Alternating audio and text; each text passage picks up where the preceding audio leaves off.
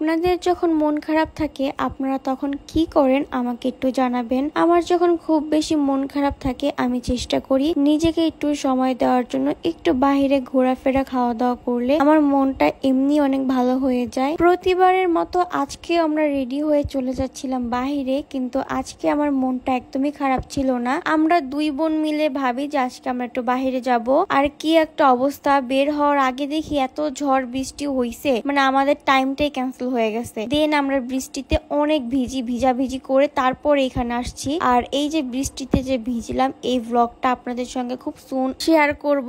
আমাদের যাওয়ার কথা ছিল অন্য একটা জায়গায়, বাট আমরা যেতে পারিনি এই বৃষ্টির জন্য। আমরা সোজা চলে আসি পল্লী বিদ্যুৎ। আর আমার মতো পাগল কে কে আছে যে ঝড় বৃষ্টির দিনে হোয়াইট কালার ড্রেস পরে বের হয়। আমার কিউটিটাও চাইছিল হোয়াইট কালার ড্রেস পরতে, বাট আমি ওকে পরতে দেই নাই। ভাবছি যে ঝড় বৃষ্টির দিন এমনিতে রাস্তার অবস্থা 12টা বেজে আছে, এর মধ্যে ও যদি হোয়াইট কালার ড্রেস পরে তাহলে ড্রেসগুলো নোংরা হয়ে যাবে। বাট আমি ওকে বুঝাই আমি নিজে হোয়াইট কালার পরে চলে আসছি। কি আর বলবো বলেন। এরপর আমি ওকে বললাম যে আসো পাঞ্জা লড়ি, দেখি কার শক্তি কার থেকে বেশি। বাট ট্রাস্ট মি, ওর হাতও আমি নড়াতে পারছিলাম না, ও আমারটাও পারছিল না। আমার মনে হচ্ছিল যে আমি ওকে হারাই ফেলবো, আর ওর মনে হচ্ছিল ও আমাকে হারাই ফেলবে, কিন্তু কেউ কাউকে হারাইতে পারিনি। এরপরে হাত ছেড়ে দিলাম। দেন আমি খাবারটা অর্ডার করতে চলে যাই। তার সাথে আমি জিজ্ঞেস করে আসলাম যে ভাই আমাদের খাবার আসতে কতটুকু টাইম লাগবে। দেন সে বললো যে 30 মিনিটের মতো সময় লাগবে। এতক্ষণ আমরা কি করব? দেন ভাবলাম যে তাহলে একটু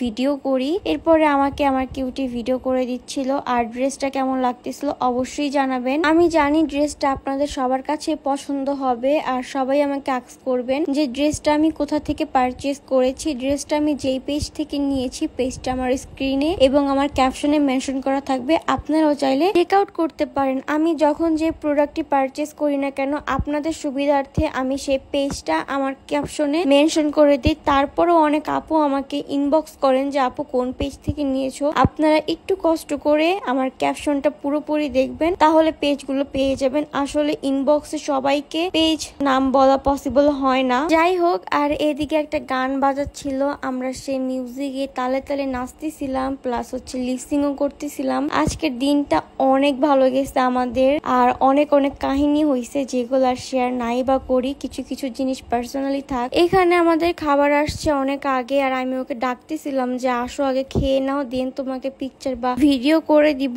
কজ খাবার ঠান্ডা হয়ে গেলে একদমই মজা লাগবে না। কিন্তু সে আমার কথা খেয়ালই করে নাই। উনি ভাবছে যে আমি হয়তো বা তার ছবি তুলে দিচ্ছি। পরে যখন ধমক দিয়ে বলছি তখন সে উঠে আসছে।